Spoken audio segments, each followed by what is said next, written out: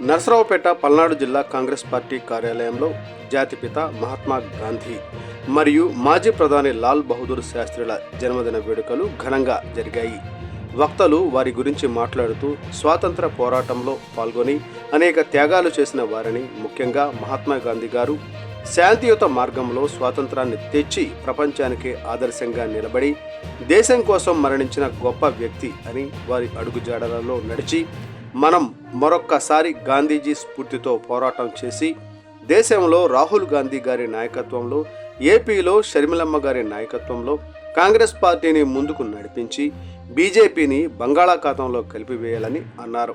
ఇంకా ఈ కార్యక్రమంలో జిల్లా నాయకులు ఎస్ఎం భాషా, సేదా కృష్ణ, ఇమాన్యుయల్, ఆర్ శ్రీను, నాగూర్, బ్రహ్మయ్య మొదలగు వారు పాల్గొన్నారు.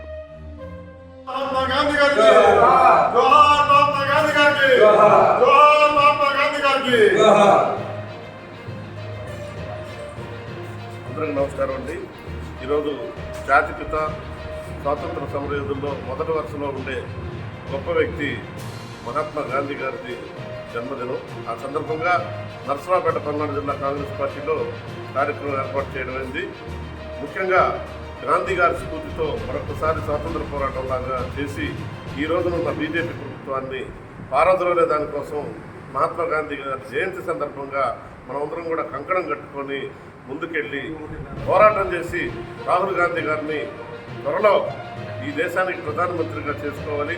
అలాగే ఇక్కడ తిరుమారెడ్డి గారి నాయకత్వంలో మనం పార్టీ బలోపేతం చేసుకొని రాజశేఖర రెడ్డి గారి చివరి కోరికైన రాహుల్ గాంధీ గారిని ప్రధానమంత్రిగా చూడటమే ధ్యేయంగా కాంగ్రెస్ పార్టీ శ్రేణులను ముందుకు నడిపించి మహాత్మా గాంధీ గారి స్ఫూర్తితో ఈ రోజున మనం అన్ని పోరాటాలు కూడా శాంతియుతంగా చేసి బీజేపీని బంగాళాఖాతంలో గడపాలని చెప్పి సందర్భంగా కోరుకుంటూ సెలవు తీసుకుంటాం. జోహార్ మహాత్మా గాంధీ, జోహార్ జై కాంగ్రెస్. అంటే ఇంకొక విషయం, ఈరోజు మహాత్మా గాంధీ గారితో పాటు మరో మహానుభావుడు, భారతదేశానికి ప్రధానమంత్రిగా పనిచేసిన శ్రీ లాల్ బహదూర్ శాస్త్రి గారు, మన భారతదేశంలోని అత్యంత నిజాయితీపరుడుగా పేరుగాంచిన గొప్ప వ్యక్తి కూడా ఇదే రోజు జన్మించడం చాలా గొప్ప దినం. అందువల్ల ఈరోజు మనం మరిద్దరి స్ఫూర్తితో కూడా మనం ముందుకు పోవాలని చెప్పి సందర్భంగా